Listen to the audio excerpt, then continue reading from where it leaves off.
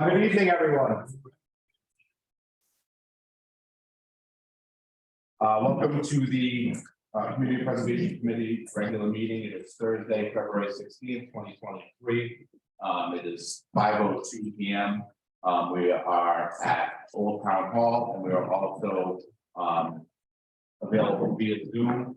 The meeting ID for Zoom is 825-167-5595. The passcode is 0799400. This meeting is being recorded and can be viewed at a later date on the Town of Dayton YouTube channel. Call the meeting to order. Everyone, can please stand for the Pledge of Allegiance.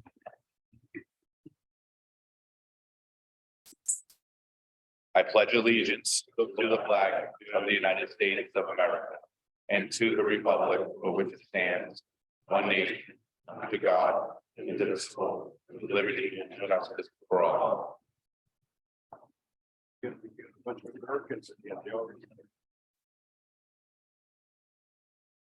going to start off with our committee member introductions. I'll start down to my right. Religious Conservation Committee. William Fontaine, Housing Authority. Jonathan Dale, ADA Coordinator. Kenneth Smith Jr., I'm the Chairman of the Community Preservation Committee and also the Parks and Rec Representative. Phil Pruitt, Family Soil Commission, and Vice Chair of CPC. Dave Beckerson, at-large member and financial officer. And taking the planning board. Thank you all. All of our committee members are in person. We do have members of the public via Zoom.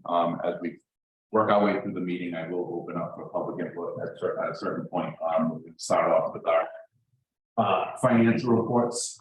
Ms. Beckerson, if you could give us kind of an update on our current standing. Reports version of that's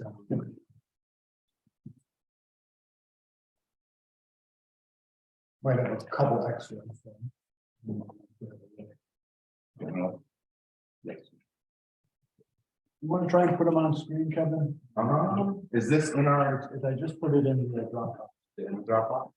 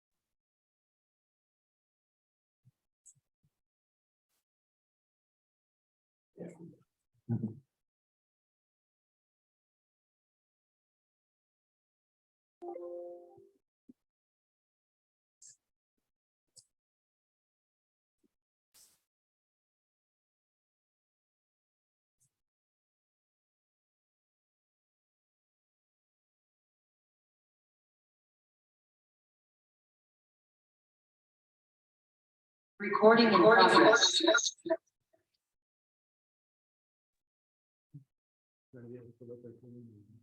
Yeah, you give me 1 second because I gotta kind of make myself co-host here.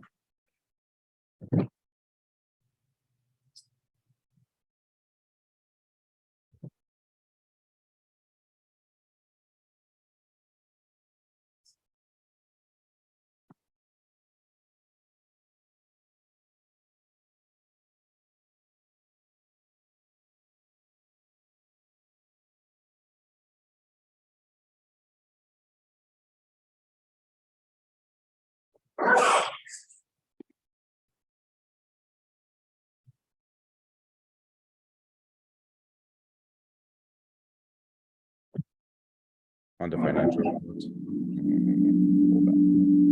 So financial reports and the version of February 7th.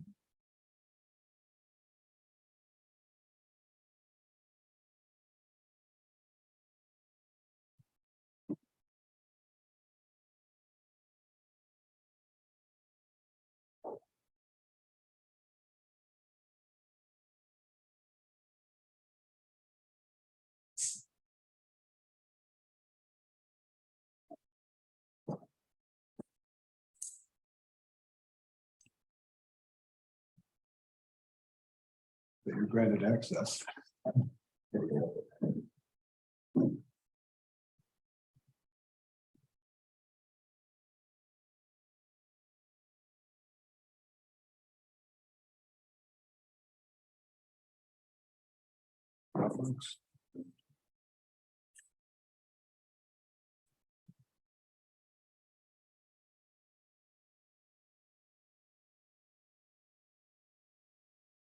Or you could try downloading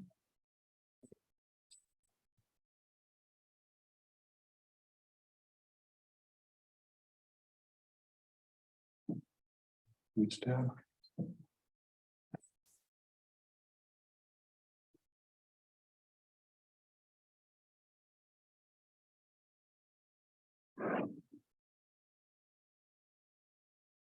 Oh, just go ahead and read the numbers. Yeah, if you want to start with that. All right, yeah, so I'm gonna summarize here is the. If you're familiar with the CPC law, the CPC maintains a fund, which is funded by a 1% surcharge. A portion. Revenue. And according to the CPC law, every year, certain percentage of that, 10%, in fact, is allocated to each of three categories to provide funds specific for both purposes. One is open space, a second is historic resources, and a third is community housing. The remainder of tax revenue for the CPC goes to undesignated balance. So I'm going to read across here. And a small portion, in our case, about 5,000 a year is allocated for our administrative expenses. So secretary. Oh, we have, I'm going to read across the numbers now. President, and this is updated by kind of calendar. February 7th. The undesignated fund balance. The undesignated fund balance, $329,346. For open space, we have a balance of $53,376. For historic resources, $23,376.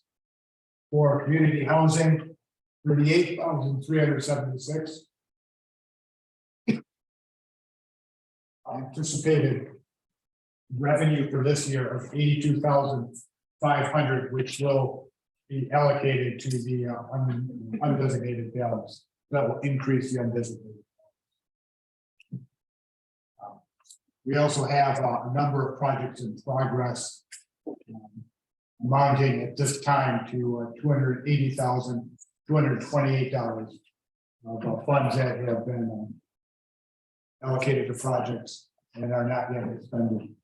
So the total of all those numbers representing our current $807,205.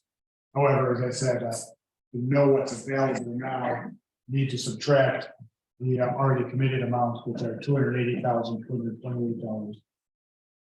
So the difference between those roughly $590,000, which we have available across our funds number.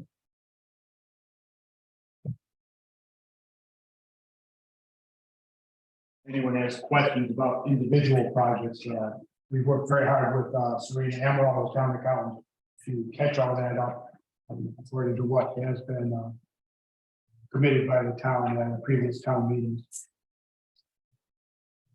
Does anyone have any questions as far as it pertains to the balance sheet presented by Mr. Eggleston? Kevin's got it up there. Yeah, you have it on, so. Yeah.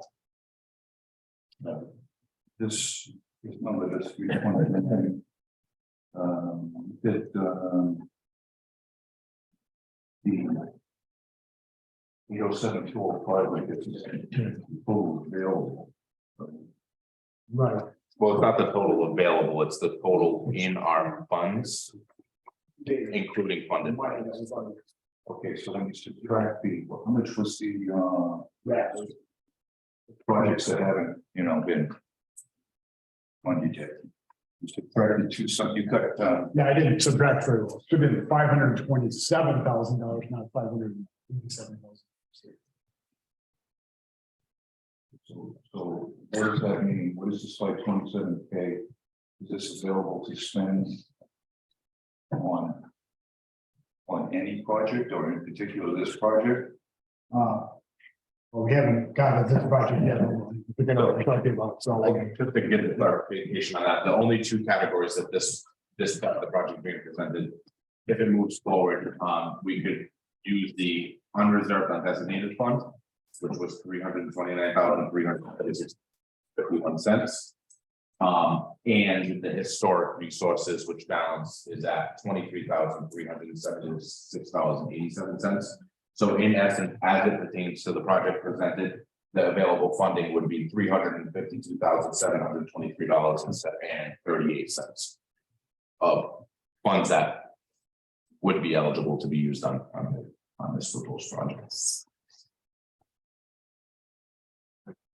Here's the various categories across here, so.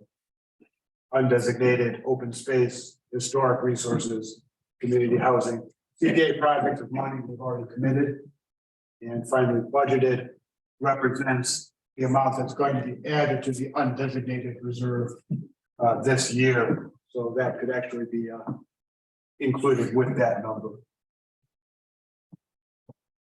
I just had one question. The money that was budgeted to be added this year, is that projecting any additional monies to from the state or CPA matching, or that would be above? This is only the, that would be above and beyond. This is only the amount that was Off the surcharge.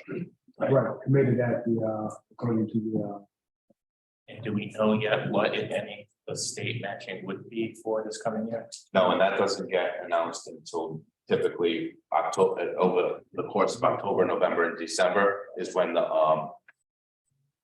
payments from the state come into our accounts. And again, that's all driven by, deed recordings. So, that number is kind of volatile in the essence of it kind of fluctuates with the housing market. But then if you'd like to go to the second tab, the other tab on the spreadsheet.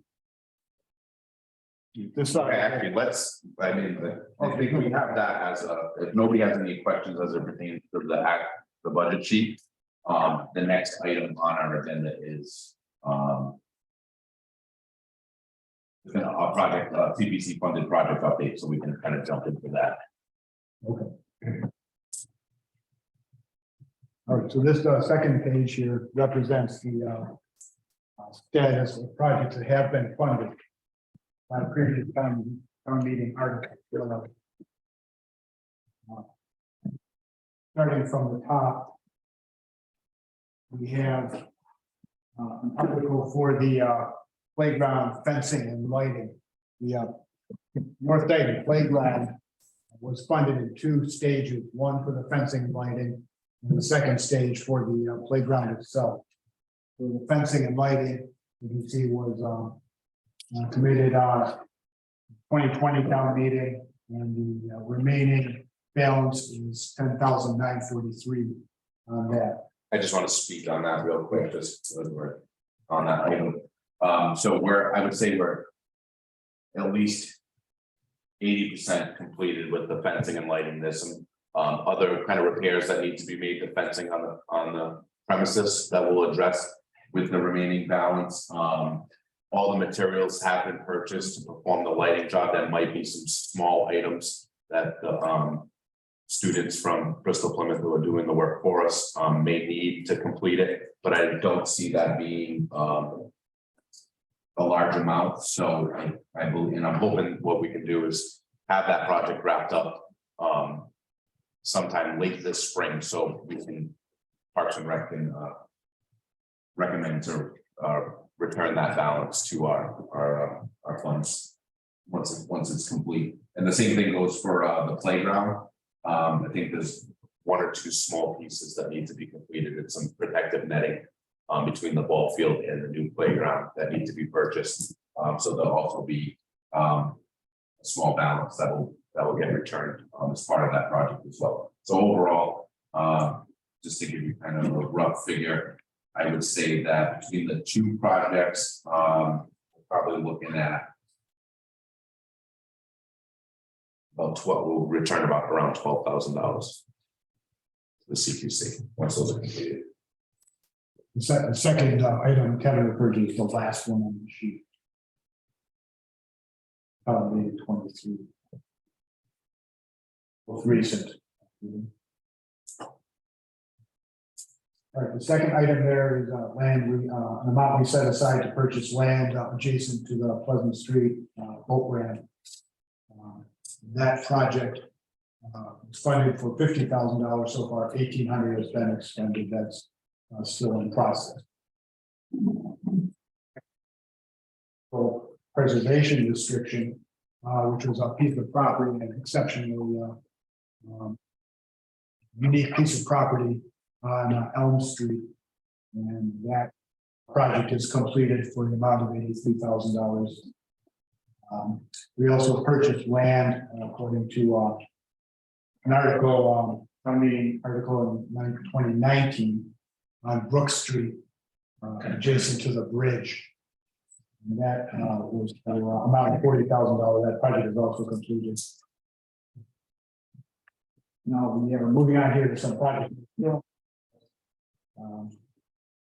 Town meeting 21, we had an article to replace electrical panels at the Lincoln Village community housing, and this project is in process. We're going to get an update tonight. So far, none of that money has been spent due to complications with the pandemic and other things. That project is still in process. Next, we have a project to catalog historic properties in the town. This was funded from the town, from the CPC's Historic Research Fund and Historic Resource Fund for about $25,000, which we expect at some point to get half of that reimbursed by the state. That was survey was conducted in 2 phases, each for $25,000. It's still in progress. Finally, we have the vital record books, also funded from the Historic Resource Fund, a present project to restore and preserve the town's vital records going back to the town's earliest history. Was both recent town meeting and is underway. And finally, the North End Playground article, which Kevin just spoke to. Real quickly, the one project that is in absolute limbo is the Pleasant Street boat land acquisition. As far as I know, that property falls under the purview of Parks and Recreation. Parks and Recreation has not pursued any land purchases or any renovations being made to the boat ramp. So there is the potential, and of course, this would have to go back to town annual town meeting. And we can discuss this more in depth in our next meeting. So we have the potential there to write a warrant article, and we can return $35,000 to our unreserved fund and 50, well, it'll be a little less because 1,800 was expended, but also the 15,000 that was needed from open space. I haven't heard anything. We'll do a little bit more research, but I haven't heard anyone pursuing this project. It's shown in our database as in progress or uncompleted. But there's no desire by the town to move forward with it. We should definitely consider returning that money to our funds. Mr. Chair, how long has that been in our database? That article was.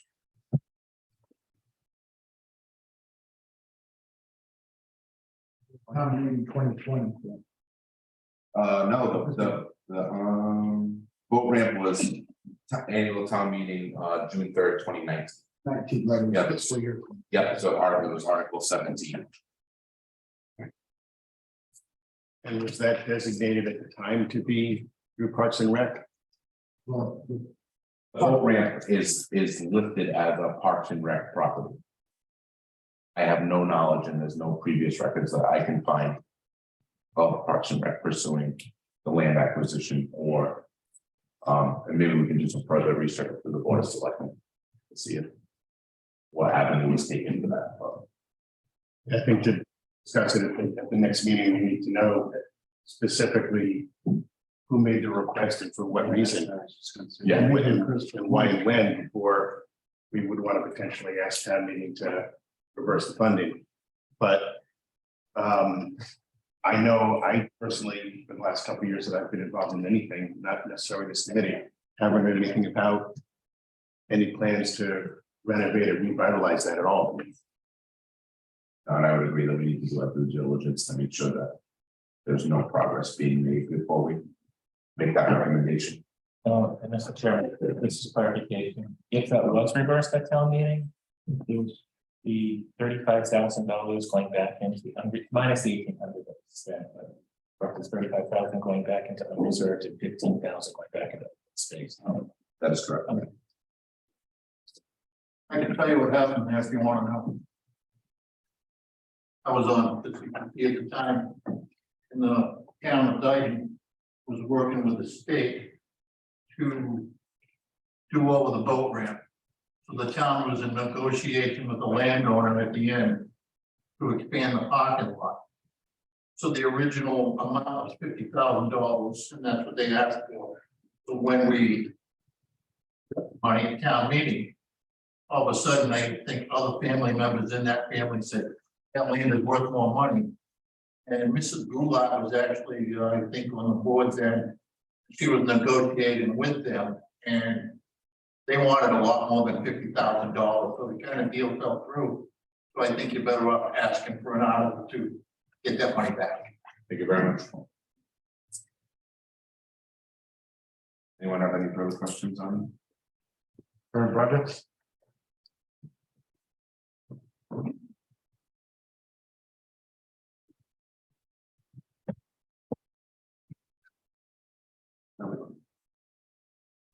Okay, so under new business, our first item is to review, discuss, and act CPC at-large member applications.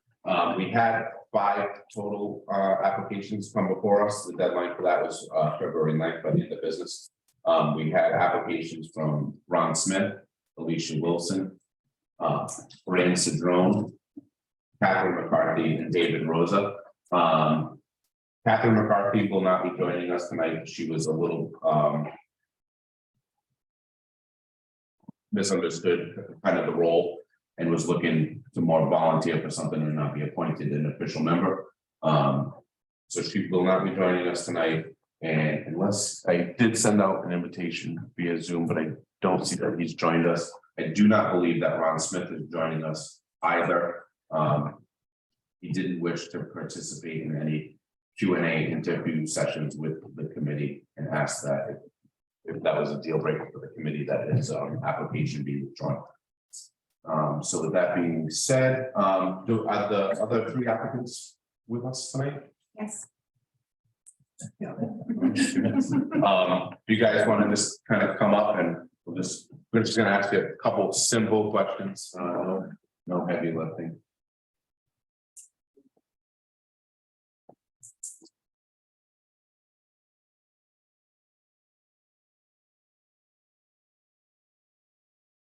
If you don't mind, would you just introduce yourself? Hi, I'm Rolly Schultzen. I'm a Dayton resident. I've lived here since 2015. And Alicia, why did you choose to apply to join the CPC? I chose to move here because of the history of the town and the open land spaces. I would like to get involved with the community and see those preserved and kept up and able to understand the history of the town. I think it's really important that especially the younger generation, I don't think they understand as much of the intense history that took place here and the importance to US as well. Does anybody else want to ask questions? With requirements, well, I think now you can leave it all on. Have you had any prior committee experience? I have, I was on the Brockton School Committee for 2 years prior to.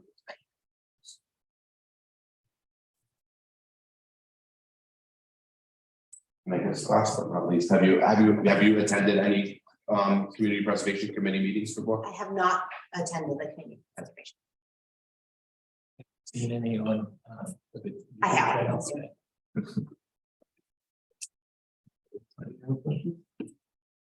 Just she can review them online, just to catch up, see what's been going on YouTube.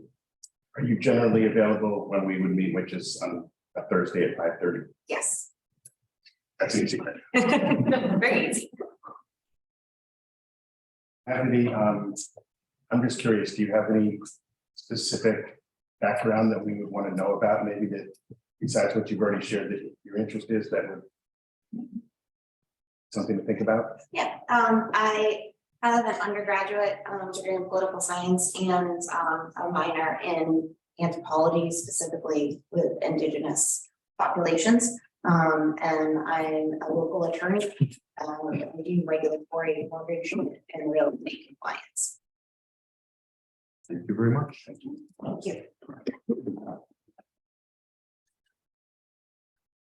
Mr. Drum. Hi, I'm Brad Cedrone, Lincoln Avenue. And I am just very interested in what the board does. I watch all your meetings on, So you know what's been going on then. yeah. And I saw some people quit. That caught my interest. So I did notice in your application that you have previously been part of the finance committee. It was 30, over 30 years ago, but I was, and I was chairman at the end of last year of the finance committee. I grew up in Quincy where there was a lot of open space and parks. I grew up right next to a place called Faxon Park that's about 58 acres. Actually, it's bigger now, it's 100 now. They got some donations of land that was kept as open space. Right in Braintree, and which borders Quincy also, Blue Hills Reservation, which was set aside in 1898, well over 7,000 acres. And I think some things need to be preserved. I've actually changed my attitude. I was against the whole thing at first because it's a tax, but I've completely changed my attitude towards it. And I find the work of the different boards that are part of it fascinating.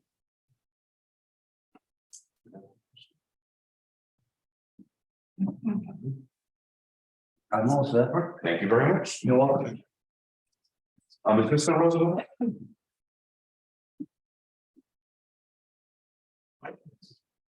Wow. Good evening, everybody on board and ladies and gentlemen. Sir, fire away. So we know that you've had past experience on the CPC as a Parks and Rec representative. What made you want to come back and rejoin us as an at-large member? Well, I was to serve the board and the community at large, everybody in the community. The decisions of the board can be very helpful to the community. And maybe I was misinformed, but I was a little concerned about the board having enough members to conduct these activities. So that was, one of the things that went in mind. So if I can play a meaningful role, I'm happy to do that. So you guys are gonna have to ask questions, so I know Mr. Rosen very well. So I'm gonna actually ask the question, if I could, Mr. Chairman, the same question of all three candidates, one simple question. Which is, there's three of you, there's two positions. So each of you tell us why we should pick you over the others. Well, I cannot tell you that I'm any a better a candidate than the others. I think you've seen in the past that when when it's a difficult moment, that I might step into the breach and be of service to the community and to the board and to the committee and to its objectives. Not everybody, I'm not saying that the other candidates don't, but sometimes not everybody can step that deep into the breach, as they say. But I think you have seen not only, difficult moments, but you've also seen behavior over time, both in Parks and Recs and participation on CPC. If that's your cup of tea, then great. Happy to help. Thank you. Thank you. Actually, well, I'll let Mrs. Wilson, if you'll answer that question next. Think that my experience previously with the Brockton School Committee and my commitment to wanting to preserve the history of the town and what is towns between new projects and the needs of the town and listening to those and those is important. And I really just have a commitment to the town and making it a better place, but at the same time preserving what's here and what makes it such a great place to live. Mrs. Strode? He's more qualified than I am. I am a history buff. I am a real history buff, and especially in regards to like open space and historical areas, like when I first moved to Dayton, North Dayton. It still fascinates me. The whole town fascinates me. And if I can volunteer and help in any way, but I'm not formally educated with Indigenous people or anything like that. To be honest. Thank you very much. Mr. Chair, I'm going to ask one last question, and I'll be quiet. But it's going to be the same question again for all three people, which is that a lot of what we have to consider when we're looking at a project to determine whether we can even consider it or not is following criteria set out by the U.S. Department of Interior. And I'm just curious if any of you are familiar with any of that criteria as of this point at all. You may be, you may not be. I know if somebody served here before, you might have an idea, but I'd just like to get an idea. I'm going to reject that question only because we're funding for our eligibility would fall under the 4 different categories, which is strictly just CPC guidelines. Department Interior is only going to pertain to historical renovation or restoration projects, and I don't expect anyone coming into the board to know any of that prior to reviewing an application. Fair point. Withdrawn. Shall I have a seat? You can have a seat. Thank you all. Thank you. If it's okay with everybody, I think the best way to kind of handle this, where we have 3 applicants and 2 available, is if we can extend it. Elizabeth, if you don't mind just keeping tally for us, we kind of just go down the line and make our 2 recommendations for an applicant, and then kind of will. And that's the question. So is Mr. Smith no longer an applicant at this point? So Mr. Smith, I heard your introduction, but I just know whether that was formally using him as an applicant or not. I wanted to look at, I gave him the option because he said he did not wish to perform an in-person interview in front of the board. I didn't want to come out and act unilaterally on behalf of the committee and say that that was a disqualification. I did give him the option to also participate via Zoom and he did not reply. So I can only assume that his application is withdrawn if he didn't want to participate in our Q&A interview process. Okay.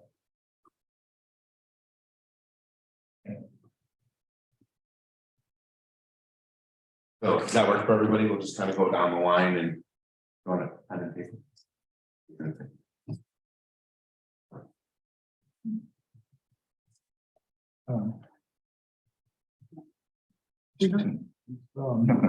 Any, Motion to accept everyone's today. right, Do you want to take, we can certainly do that. So we can certainly, we are in the position, if you want to take the applicant's input under advisement, and we can make recommendations at our next meeting, we can certainly do that if that's the attitude of the committee.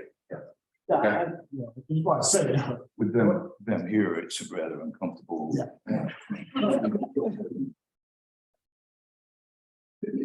anyone out there interested in volunteering, the way I got on this committee, a large member was, we had some kind of town event where there was a chicken barbecue or something. After the then selectman chairman on the shoulder and said, hey, got any committees looking for people? He said, yeah, sure. And he gave me a list and I volunteered. The next thing I knew, I was on the committee. But this is a much more formal procedure than we've done in the past. Well, I think typically, we haven't had this much draw for applicants, so typically, you have an open seat, you have one applicant, and more times than not, you take that one applicant. One thing that I do want to say is, in essence, the at-large member applications are probably the most essential to having an unbiased on this board. Because they're not representing their own individual group. So if it is the attitude of the committee that we want to take it under advisement and not move forward and fill those seats until our next meeting, that's perfectly okay. But we're also, I'll leave it up to. Just, Mr. Chairman, I'm going to make a motion that we take the interviews we've had this evening under advisement to be considered for our next meeting, and that effective this evening, the interview process is closed. I'll second that motion. I have a motion in the second. Any discussion? what we would be doing is making a recommendation to the selectmen ultimately. Correct. The selectmen are the appointing authority. So it will not be obviously on their next agenda. It won't be until essentially early April until we fill the at-large member positions. I mean, we're certainly in an okay place where we have 7 active members, so we consistently have a quorum. Everybody's been showing up, so we don't have to worry about not being able to vote or discuss an item. Any other discussion? All right. So a motion in a second, we'll kind of just go down the line. Was seconded. Yes, I did. Okay. Mr. Digits? Vote. Yes. Aye. Aye. And aye. It's unanimous, so we'll take your applications under advisement. We'll discuss in our next meeting the 2 members that we want to appoint, and we'll keep in touch with you. And just so you guys have an idea of how the process works is we're going to make a recommendation for the Board of Selectmen to appoint you. More times than not, usually they take our recommendation very rarely because they get thrown out by them. But so, we make that recommendation, we'll go to them and they'll have the final vote based on our recommendation. But they do have the option to not appoint if they do not want to. Thank you, guys. Thank you all very much for coming.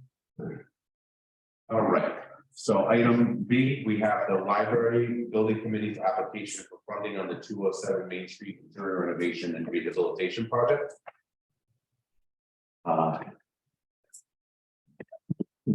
Looking around the room, Mr. O'Connor is here with us. I'm Ron O'Connor, co-chair of the library building committee, along with Ken Pacheco, co-chair. On behalf of Mr. Pacheco and the rest of the members of the building committee, thank you for considering our application for restoration and rehabilitation of the 202nd Main Street property.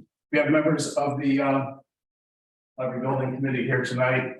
I'm probably going to miss some, so I just know that we do have folks here from the library building committee as well, and library trustees are here to observe the meeting. When we met to review eligibility, we were up there in prime time, and I took you on a journey from 1889 when the 207 Main Street was built through the first trustees and the first library. And I'm not going to take you on that journey again. I just want to point out for the audience here and perhaps the members of the committee that space back there was the first home of the Dayton Free Library in 1895. The library received $100 worth of books from the state in 1894. So here we are. 120 plus years later, looking towards relocating the library and creating a 21st century library at 207 Main Street. Last time, you had the pleasure of hearing from our colleagues at Granite City Partners, Holly Roach, Joe Shea, and also Jim Edwards from Holmes and Edwards. I think we have volunteers are just Holly and Jim. Holly and Jim are here, but I don't see Joe. I'm gonna turn it over to Holly to do the presentation of our applications. Okay, I thank you all very much. You know, both in person and on Zoom. So I'm not gonna field any questions or any public input until Holly has finished the presentation. I'll let you go through the whole thing, and then we'll open up for public input and any questions from the committee. Also, just want to note today that the goal today is to whether or not we're going to take this application under advisement. We're not going to be discussing the actual funding portion of it. So I just want to put that out there before we get started. So this will be whether or not we'll get the presentation and decide whether or not we're going to take it under advisement to be discussed at our next meeting with some other stipulations that we'll talk about after.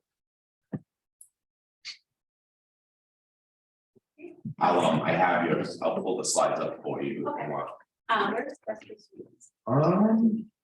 Yeah, probably right there if you don't mind, because the camera is moving and I have a pretty good view of you right now. Let's go back to.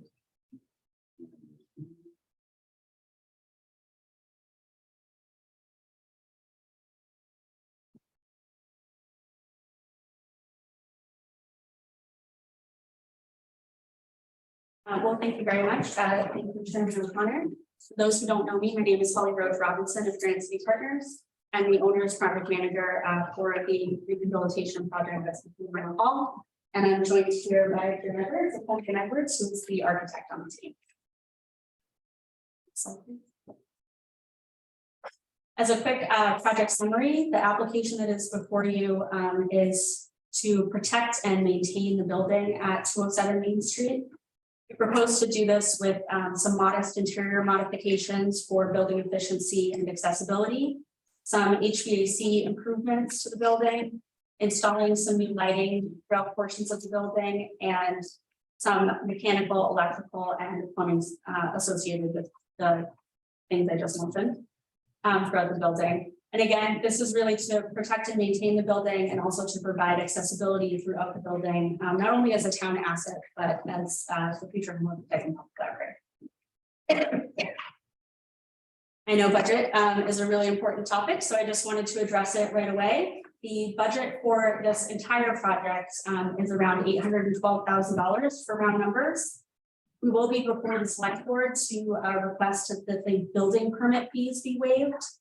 If we are successful, that total budget for the project will be just under $800,000. The CPC funding request that is before you tonight is for $323,000. And we do have some other funding sources that are being pursued.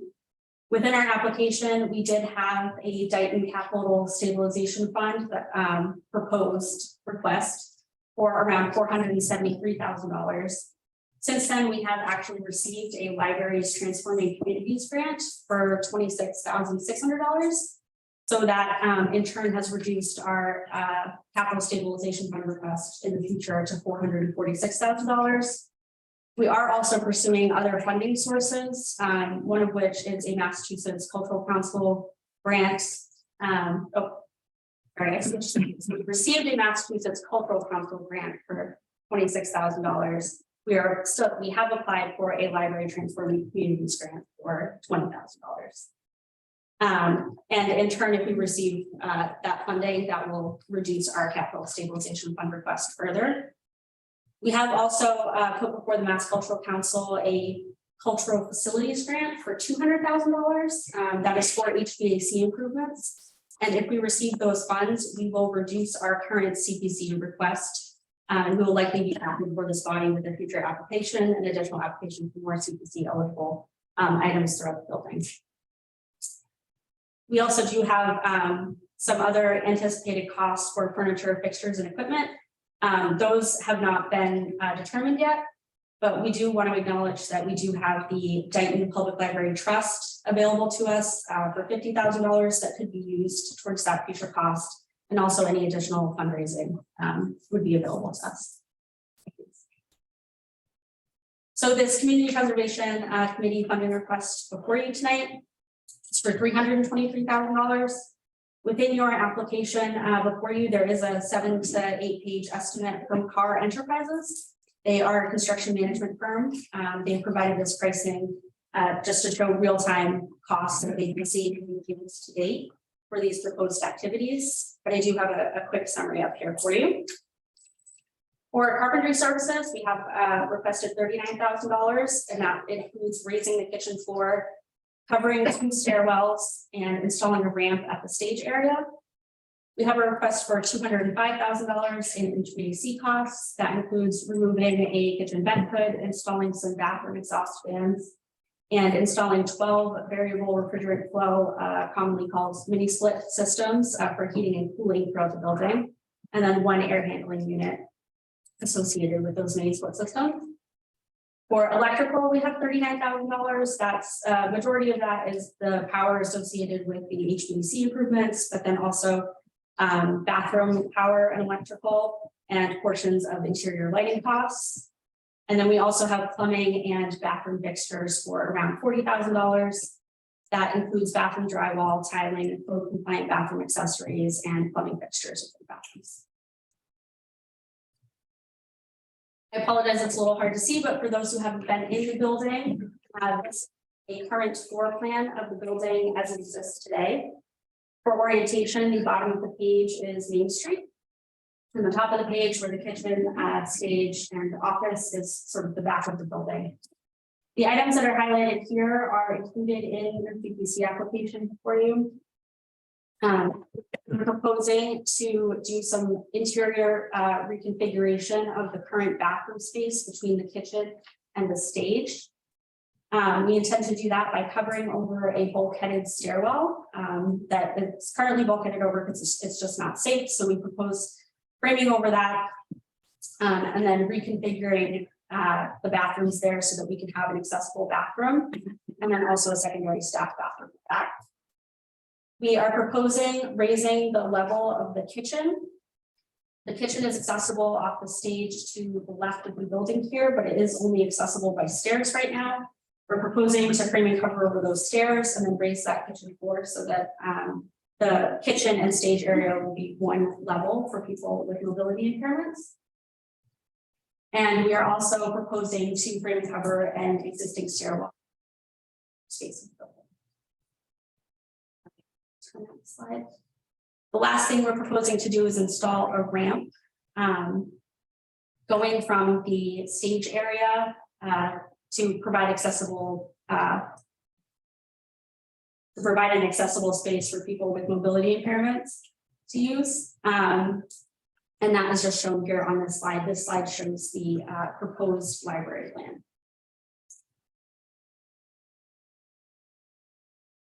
So we really took pretty good care to make sure that these proposed elements are in alignment with the recommendations for the Secretary of Interior's guidelines for rehabilitation.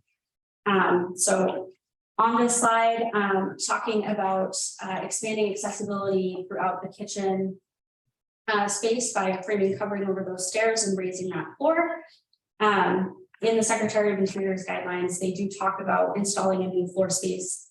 Again, they recommend that it's done in a way that you don't modify or damage the historic characteristics of the building. And we've taken great care to do that. So on the next slide. So the left here, this is a zoomed in section of the floor plan that shows the existing kitchen and stage area. And then to the right is a photo of the current existing condition of the kitchen. The dashed line on this photo to the right is where we propose to raise the floor. So the current height of the kitchen is about 12 feet from floor to ceiling.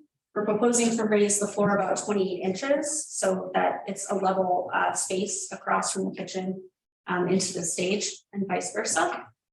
And if we do that, we'll still have about 9 feet of floor to ceiling height, a little over that actually. And it is hard to see, but the windows, the bottom of the windows start effectively where that brown wood sheathing is.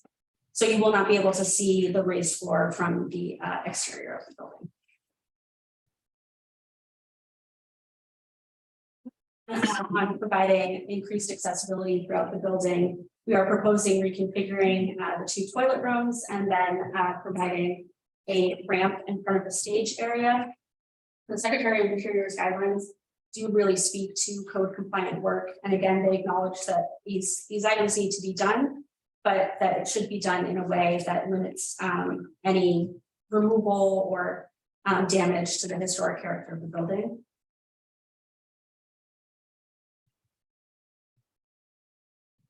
To the left here of this slide, you can see the proposed ramp. And to the right is a photo of the interior of the main assembly area where the stage space is. So the stage currently is only accessible by stairs, and that's the only interior way to get to the kitchen. So we are proposing to install a ramp running along the front of the stage here. We would pull out those existing stairs so that we have platform space for people with mobility impairment to get around that corner. And that would provide accessibility up to the stage and kitchen area. And this here, included in your packet, shows an elevation of what we're proposing that to look like. So we are intending to use the wood sheathing that would be removed from the raising of the floor in the kitchen and also from framing and covering one of the existing stairwells. We plan to reuse that here at this ramp, so that even though the ramp is not original to the building, we're trying to make it look as tied into the building as possible. The bathroom reconfiguration of the secondary bathroom space in between the kitchen and the stage. It's really, really tight, even for somebody without mobility impairments. This photo on the right here shows that bulkheaded stairwell, and it's really hard to see. I apologize, but I tried to draw an arrow to where that hallway is to access both of those bathrooms. It's really just an inefficient use of space. That bulkhead really takes up quite a bit of space in there. We're proposing to frame and cover over those stairs and remove that bulkheaded structure to allow for more efficiency, which would allow us to reconfigure the bathroom spaces so that we can have an accessible bathroom and then a stacked bathroom in the. This graphic here to the left shows the existing space as it stands now, and to the right it shows the proposed space with the accessible bathroom and the staff toilet in the back.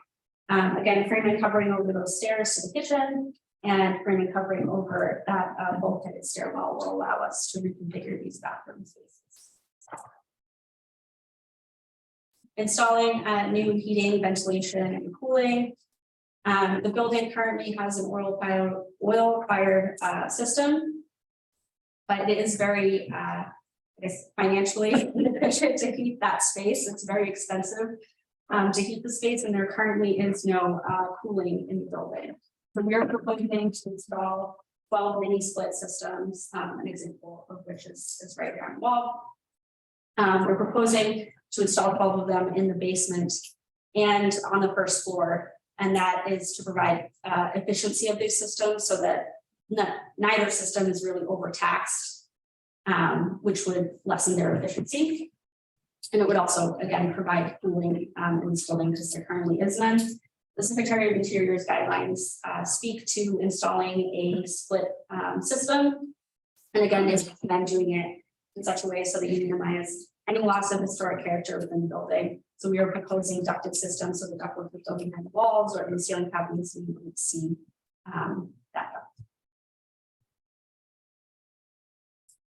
And lastly, proposing new LED lighting in the some of the portions of the building in the main assembly area mainly, providing some electrical power to the bathroom and kitchen as electrical codes require, and then also any electrical modifications for the HVAC improvements that we're recommending.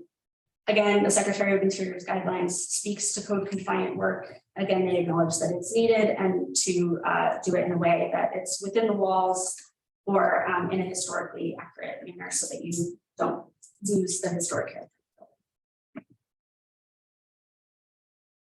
For a timeline, hopefully with a successful CPC application and town meeting approval in June, we would be able to put this project out for public procurement in July.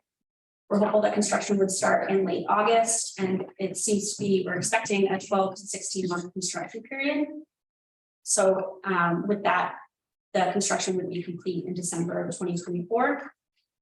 I did note that in the CPC application, they do ask that if this funding would go over several fiscal years, that we estimate how much funding would be spent within each fiscal year. So we anticipate that about 70% of the funding would be spent in fiscal year 24, and the remaining 30% would be spent in fiscal year 25. I feel that you're remiss if I don't speak to the public support. So there are several letters in your package from the Historical Society, the Historical Commission, and several residents who've expressed support for this project.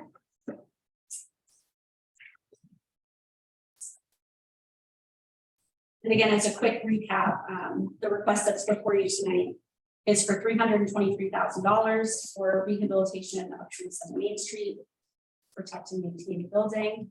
We propose to do that through HVAC modifications, some modest interior reconfiguration for accessibility and efficiency, new LED lighting, and electrical, mechanical, and plumbing upgrades throughout.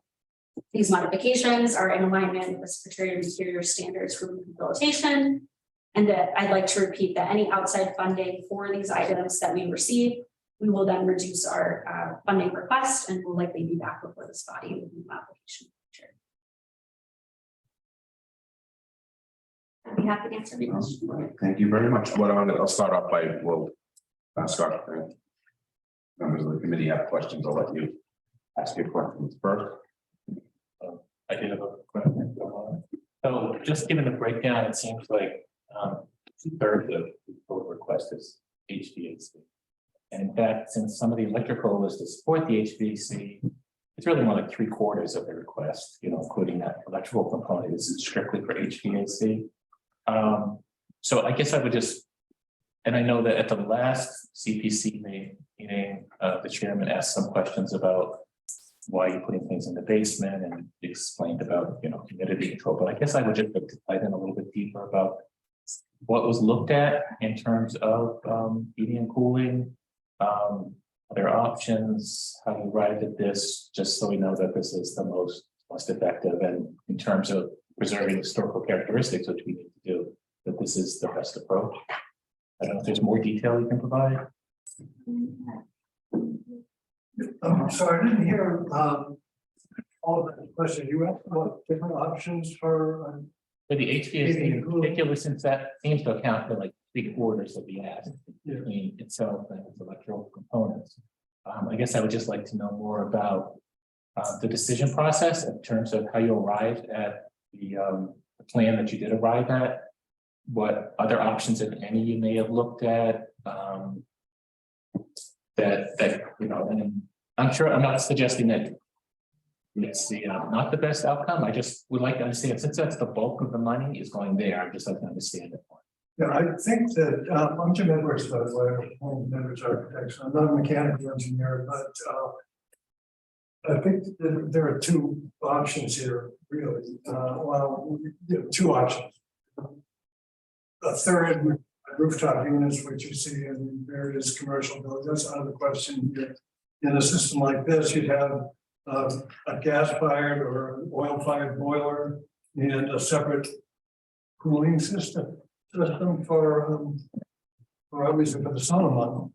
And but that's those kinds of systems are getting outmoded with these heat pump systems that are coming into vogue right now and finding more efficiency. I mean, the heat pump systems that are being designed by Mitsubishi and Sanyo and all kinds of various manufacturers are we're finding them to be very, very efficient. And and it's also kind of green energy. I mean, this electrical grid that we're working with obviously has to be expanded to accommodate some of these upcoming electrical improvements to all kinds of things. But The mini split system that Holly was referring to, we're starting to use those almost exclusively in the buildings. that we're designing. We're finding them to be very efficient. We're finding them to be the most economical way to heat and cool buildings that are being designed. And our mechanical engineers thought that this was really the best choice for the building like this. And the building's being insulated well, and the mini splits they're really finding favor everywhere. I did, so I just kind of want to piggyback off of that. So I did see in the note that you have one air handling unit, so the majority of it is going to be wall and or floor mounted style systems and one ducted system. Well, there would be an air head, there would be an outside condensing unit, and there's still options really about how this system gets implemented. It could be a ducted system so that you would bring ducts through the basement and blow air up into the. Well, there's a monumental difference, and I'll ask the building commissioner, Jim Agatta, because he's been part of the process. There's a monumental difference in wall mounted, floor mounted, and ducted, probably to the tune of 15,000. If you don't mind, That's good. Very well said, Jim. Thank you. So, yeah, I agree with you. However, in this particular case, we can't have, there are options besides those wall hangers. Correct. We have some sidewall units, we have roof cassettes, there are a few different things that we can do. We also have fractured areas in this building, which requires zoning. So if you do all ducted system, then that is going to increase the cost significantly. However, the main building, the main area, the children's area, I think will be serviced by a ducted system. So there'll be absolutely nothing to the eye when you enter into the, okay? When you enter into the main hall and the children's area, the periphery rooms, the rooms off to the side, the craft room, conference room, some of the smaller areas, those would more than likely be done with. If I get my way, they won't be wall hangers. They'll either be cassettes or they'll be, floor mounted systems, which are much less conspicuous than the wall hangers. Yeah, to kind of just defend the look too, because I've seen some of the different historic properties in town. We've used these here. The Winslow Davis Museum has floor mounted units that probably nobody has ever seen because they're hidden very well. Is it safe to say that the 204,000 would be our worst case scenario number, and there's the potential for it to be less if we go with depending on style? That would be the ceiling. Obviously, that's the number we need to present to you. Okay. So that's why it's there. Obviously, as things move on and we fine tune things, I haven't even gotten in there to take things apart yet. So we don't really know what options are fully vetted yet. But getting, with the engineering team, the architect and the people behind the scenes, that's a pretty good start. And then we can just fine tune it as we go. And as you said, we'll probably a little bit lower than that, provided that there's no significant escalation in equipment costs. Correct. Could I just say one more thing?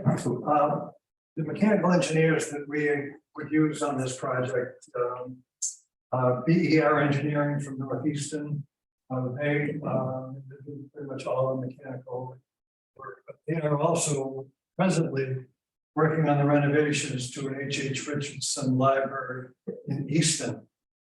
Pretty nice building, and they're working with their architect using split systems, just like we're talking. So it's been found by that group in Easton that's the system they like it to go with. So it's sounds good to us, and we've used them ourselves. And it's good. Also, just to add into that, the Community Preservation Coalition has noted that their preference is for historic projects to move towards heat pump technology because of the efficiency. So it is coming down from the state level that they want us to utilize more energy efficient products and not fossil fuel burning equipment. So I just have one other question I'd like to add on to it, which is for this, some people have asked me is why can't this proposal that's coming to us tonight be a multi-year proposal, meaning you ask for some money now, you ask for some money next year. But I would, and that's why I'm focusing on HVAC, because this is the bulk of everything is HVAC. And yes, there are some other minor things like the carpentry raising the floor, but I won't say it's nominal, but it's a very small portion of the total ask. You don't do HVAC basically, right? I mean, you're not gonna now and half next year. It doesn't really work, right? It doesn't work that way. The other thing right now is, as Holly alluded to, current system is just going through oil at an alarming amount. It's been reduced slightly from the insulation that we're doing, but it still isn't sustainable. We also don't want to work on a building and put new systems into a building, including construction materials, in an unconditioned space. You need to condition the space in order for materials to stabilize, not move, et cetera, et cetera. So the HVAC is a priority. It should be done. Weatherization was first. You need to weather tight the building, which is going on now. And then you need to condition the building appropriately. So you get the humidity levels constant, you have good heating and cooling. And then when you put your construction, especially with an ornate building like this, where you're going to reuse some of the interior infrastructure, you really need it. You really need a space that's well conditioned. So that's why the HVAC has been prioritized. Thank you.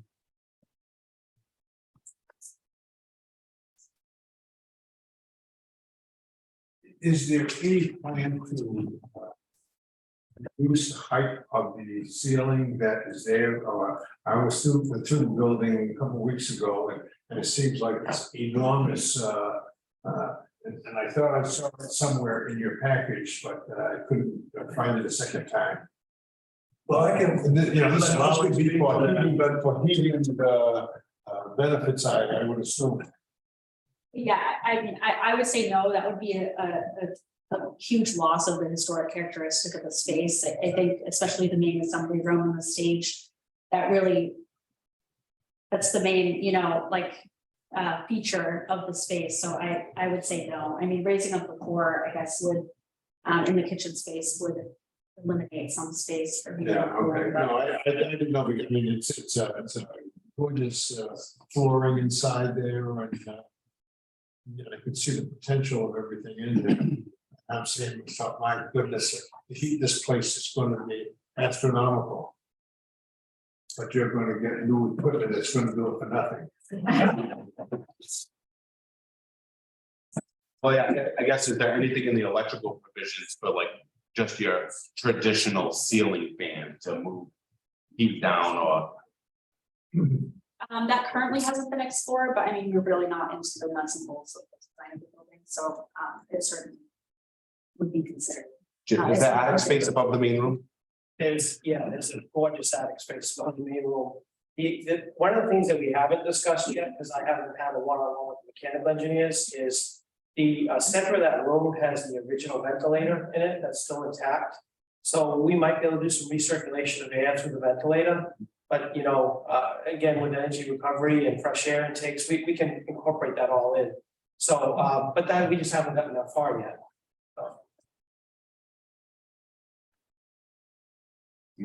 So I have a couple of questions, and I can probably ask them all together now, and then you can decide who's going to answer them. First things first, I do want to thank you for the effort you put in with regard to making sure that every single part of that building is fully accessible. From the exterior and moving the ramps to the electric doors, to the ramp inside, to the restrooms, everything else that you're doing as well. That's going to be a huge difference compared to what the community's had before. I think it's going to open the doors, no pun intended, for a lot of other people to be able to utilize resources of the library. So thank you for making sure that you stick with that. My questions are with regard to the old versus the new library. So, and you may have had it up there visually, but I can't see that, of course. So how many square feet this will open the library up to versus what was available before? That's one question. Second question is going to be with regard to fire mitigation and how that's going to be handled with regard to the historic texture of the building. And then the third component, because I know it's been addressed as well, is right now, this proposal does not include anything in the lower level of the building. And I know that in the lower level of the building, eventually that might be visited down the road. There are rooms down there that can be, you know, but in the meantime, the stairwells are going to be blocked off, doors are going to be put over and so forth. So if you could just address how all of that fits into this with the potential for the expansion component in the future of either the lower level or elevator and so forth, so that I think everybody has an idea of where this might be going down the road as well, because I think this, what you're proposing fits into doing all of this. But I know there were questions about that, so if you could address that. Sure, for the space, I believe the Carnegie space is about 3,000 square feet. This space in total is about 9,000 square feet, that includes the basement, so it's about 45,000 square feet that would be opened up on the first floor. Or 4,500, I apologize. I wish it was 45,000, I guess. Sorry, the basement access, it will currently be accessible through the exterior of the building. There is a stairwell that's accessible outside that would be still there, that would remain even after covering those 2 stairwells. That ties into future basement reconfiguration. There could be an elevator pit in the back space there. But then we are anticipating potentially adding in another stairwell in the future that would provide better access. It just hasn't. We have a few options of where we might put it, but it hasn't really been well thought through yet. And the fire mitigation. Fire mitigation, can you speak to that? Fire, what's your? What about fire Fire. mitigation? Fire mitigation. There is no fire protection system in the building, no sprinklers, but the fire alarm system in there will be up to code. I mean, it will be system that the fire department obviously is watching over and mandating, really, but life safety would be certainly a critical issue, and the fire detection system would be first class, and would be everything you need to keep the folks using the library safe. You're saying there's no sprinkle system. There is not there. There won't be. It won't be, and the size of the building is such. Size of the building is such that state code does not require it to have a fire protection system. It would be nice, but it's an expense that I don't know that the project can bear at this point in time, so it doesn't need one. And it won't have one under this phase of the work. Ms. Agia, do you mind just giving a little input on the requirements? Sure. Yeah, so as Mr. Edwards said, the thresholds are not broken with this, the size of this building to necessitate a sprinkler system. There is a fire alarm system already in the building, and it's actually not old. It's actually been recently updated. That was one of the bonuses when we looked at the building. There will be some minor reconfiguration of pull stations, detection systems, detection devices. I have not talked with the fire chief yet about relocating the panel, but we think that we have an easy solution. Relocate the panel in such a way that would help with some of the interior design elements. That would keep the cost very, very low. But again, we're not in a full blown design phase. We do have a good concept and a good path to follow, but we haven't got the nuts and bolts of it all down yet. Once the lower level, or we'll call it the basement level, becomes accessible, then do we cross the threshold where fire suppression is needed? Still not. Okay. No, it depends on the use. I mean, I don't know what Dayton would want to use the basement for. That would come into play. But you know, right now, if it was expansion of the library, no, it would not. But if you wanted to have some type of other use down there, then it could be a triggering event.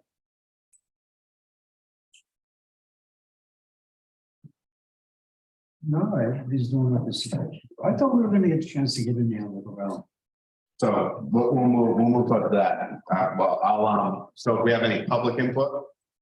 Now's the time. I'll let folks that are in person, if you have any questions, ask first, and then I'll open it up to folks on the. I have a question.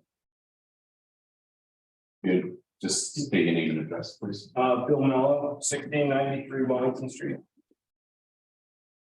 So this project, I remember in 2022, at town meeting, there was a vote that moved forward with accepting ARPA funds and then also putting in about $150,000 from the stabilization fund for the exterior renovations. And now this year, we see that now there's another $800,000 or so in addition to that, that needs to be spent to complete the project. There's also a line item that is TBD for furniture and equipment, which you're gonna need in order to turn this into a library. So now that's probably pushing us over $1 million. CPC doesn't want to create open commitments for a project that can't be completed. And we are dependent upon at least $407,000, at least that's the plan, from the stabilization fund.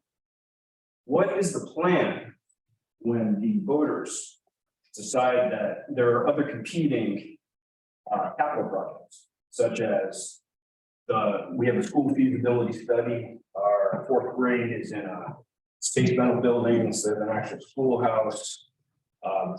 Chief McGee says that we've outgrown the fire station. So we have competing priorities.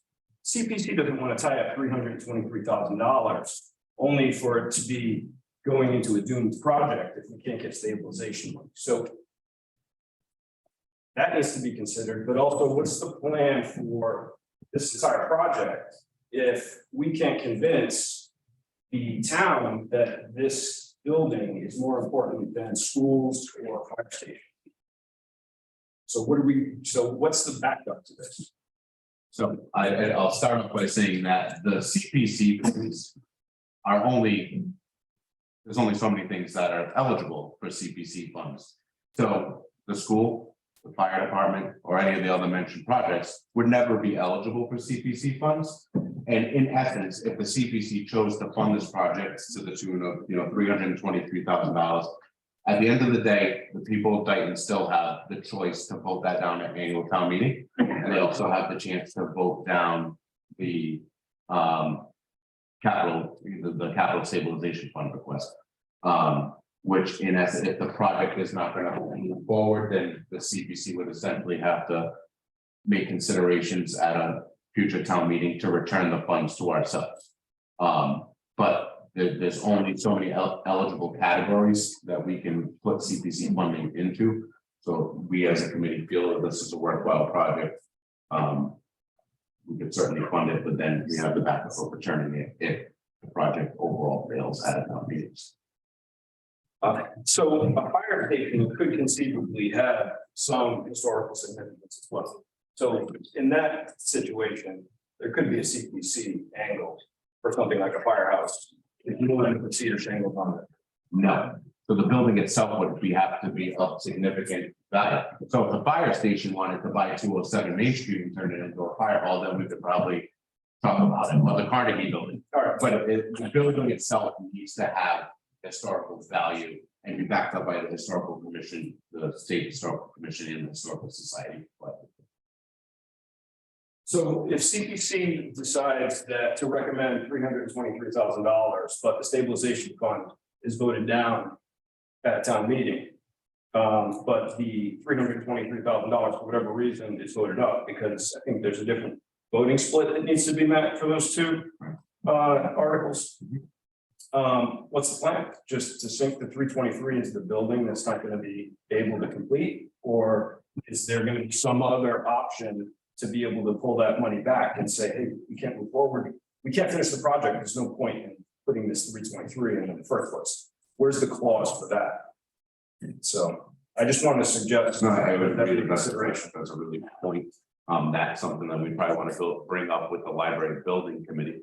And all interested parties. The other side of that is that nobody can say today that there won't be other types of funding available through the state federally, or other types of grant processes that couldn't be looked at or couldn't be used. Right now, this is what is available to be used.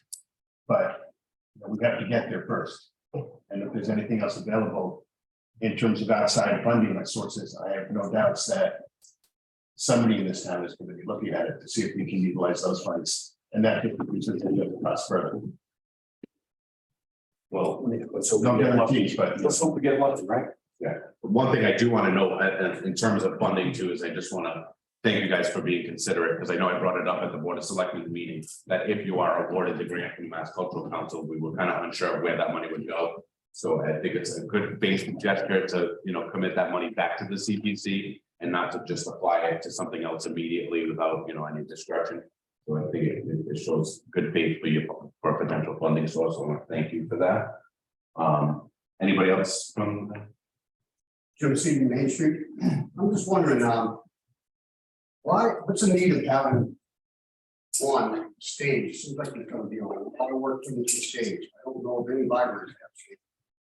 What's the purpose of having the stage and are they serving food out of the kitchen? Yeah, but you'll have a chef there all the time cooking. The stage, Hold on. The stage, and the space are what are currently in the existing building today.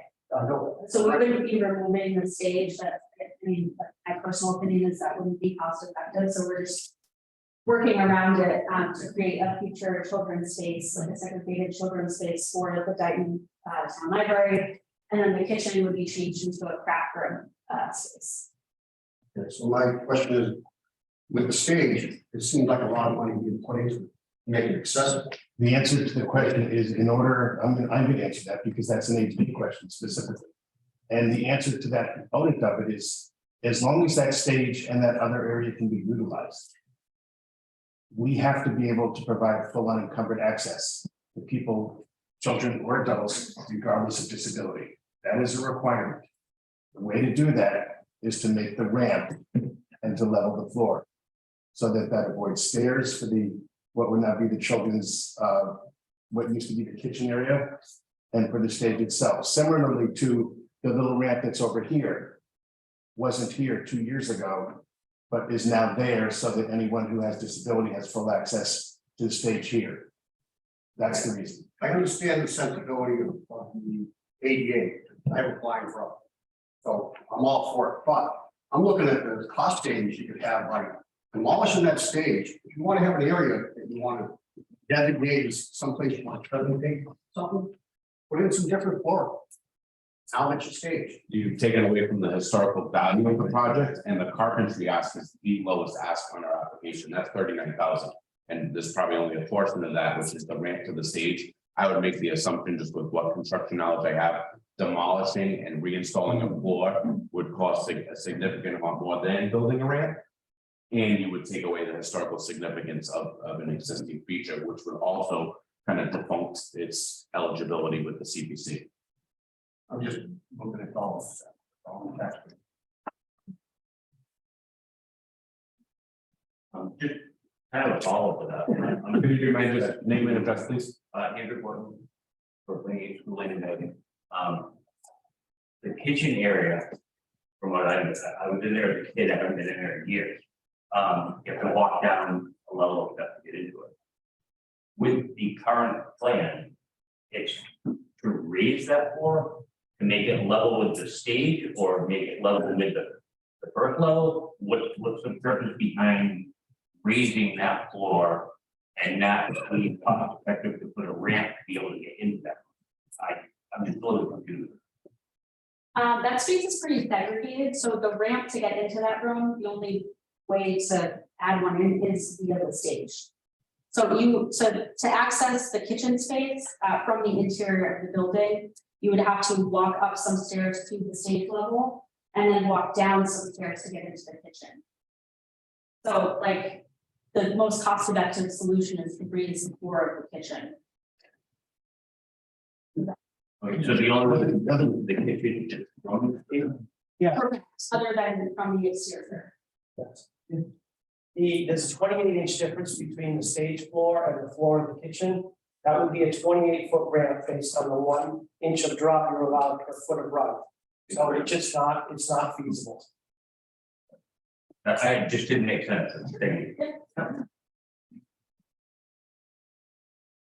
Robert Woods, 158 Chase Street. And I didn't really realize that tonight was going to be a forum about the design of the building. I thought it was about more funding for the library through the CPC.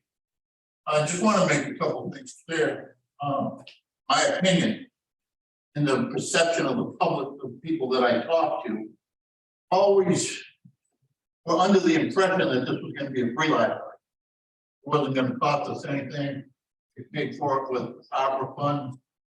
ARPA is the word that you hear, it's like a buzzword nowadays, most people really don't understand what it means. It's the American Recovery Plan Act, that's what the full letter stands for. And the town of Dayton paid $790,000 for that building through ARPA funds. That was money that was coming to the town of Dayton, they could have been used for water, sewer, or infrastructure. Okay, instead, someone in the town decided, no, let's use that money for this building. With all due respect, that pertains nothing to CPC. No, it does not. It's just. Application of funding. So we're talking about money. We're not here to talk about the stage or the kitchen. We're here to talk about money. So they're asking the CPC for $323,000, which is basically probably around 85% of your current balance. And then the funding is coming from, like Mr. Mello said, the fire station, they have a study committee now. They want a new building or they want an addition. And nobody mentioned the $30 million that we have to give for Plymouth High School. Okay, so the taxpayers are definitely going to be on the hook for that. We're going to have a vote shortly for a debt exclusion, and that's really going to tell you how much pressure the town's going to be on. So going forward, these people, why we are here tonight, everyone here is for the same reason. To ask for funding from the CPC for $323,000. Those 9 gentlemen up there, nine-man board, they're too short. They have to determine whether or not that money they agree to put a warrant article together for the town meeting for the people to vote. Now, whether or not it passes there, that's up to the people. But most people that I talked to are under the impression this was going to be a free library. There's nothing free. And, you know, the economy's real bad. The country's falling apart. We're lucky to live in the town of Dayton. We are lucky to live in the town of Dayton. What can people afford? I'll just echo my reply to Mr. Mello that CPC funds are only eligible for so many things. You know, I know that. I know you know that. I'm more for the public. Thank you, though. Anyone else?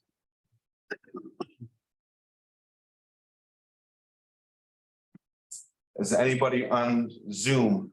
If you'd like to unmute and have public input.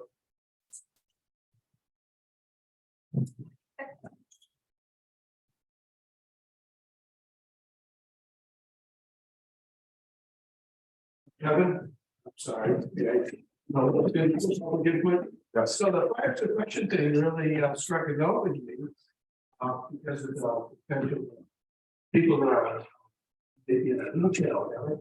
This library will have fire extinguishers in it. And that is a form of fire suppression. I always touch that note so that we don't walk away thinking there'll be no fire suppression. There'll be something there. It may not be a gold plated system, but there'll be something there, right? Just be mindful too, just in the grand scheme of things. Your detection system and your alert system is your life safety. The suppression system saves the building, not the lights within it. So it's kind of the design idea behind fire alarms and fire suppression. Chairman, comment. But if I may through you, Mr. Chairman, just ask for a show of hands, the number of people in this room who believe that when the town purchased that property, 207 Main Street, they believe that there would be no further expenses associated with putting the library there? No, Can't do that. Okay, I understand. Well, then I think I'm all set.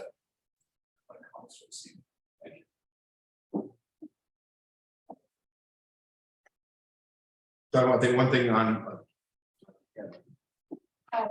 Carol Dodd,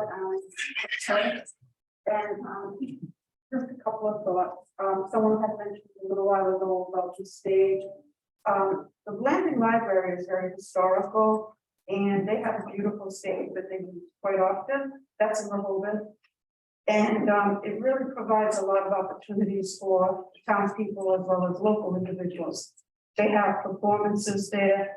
They actually have concerts that they use the stage and they actually charge money for people to attend. That's really popular. They have all kinds of uses with the stages and the children, if there's exhibits or other things that they have. Animal presentations and different things like that. So that is a historical building and it does have the stage that you right off there. And then the other question I had was how we were talking about the height of the building, the ceiling is really high. Is there any way a loft could be made, so this way you're utilizing a little more space?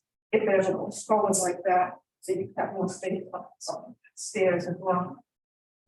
Thank you. We could, but then you have to sprinkler it.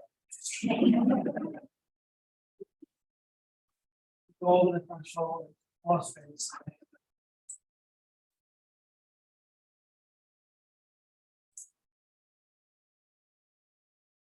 Last call, anyone else?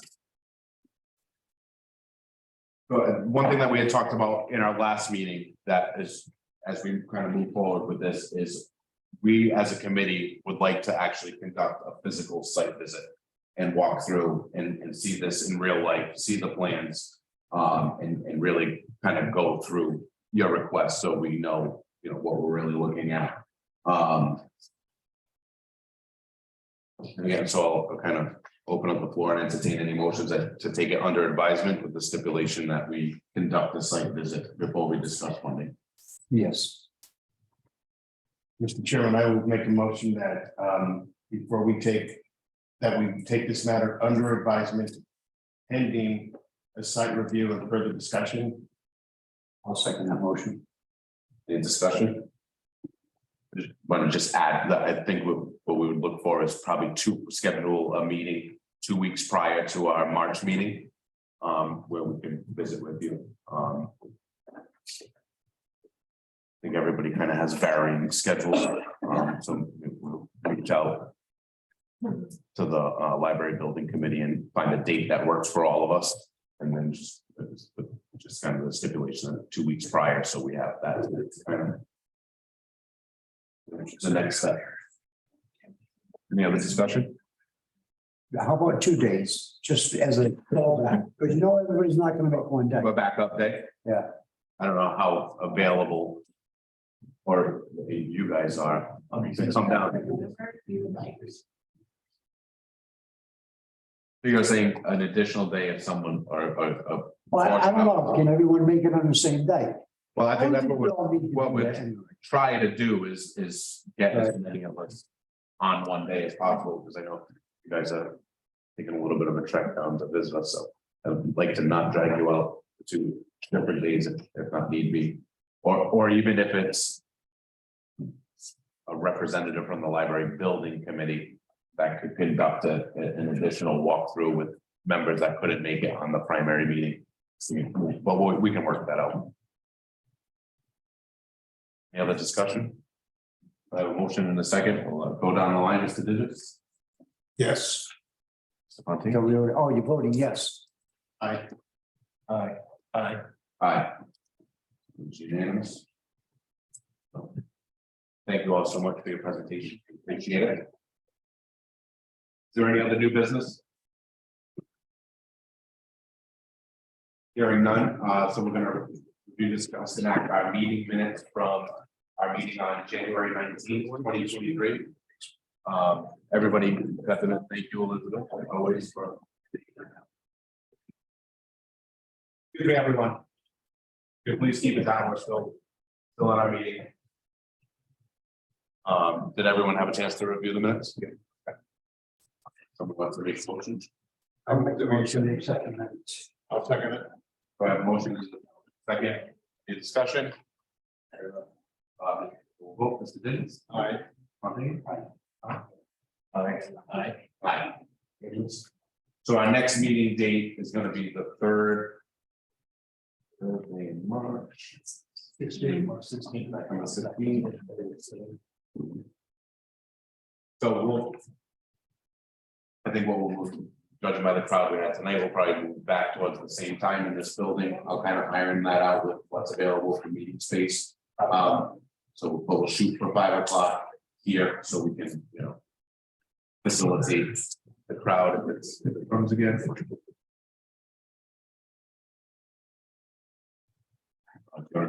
Is there any public input outside of the 207 Main Street building project that anybody would like to add? Anyone on Zoom? Hearing none, I'll have Chairman, motion to adjourn. second.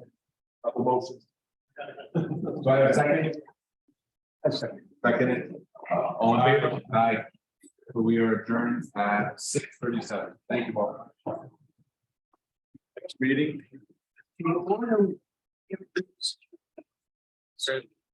Well,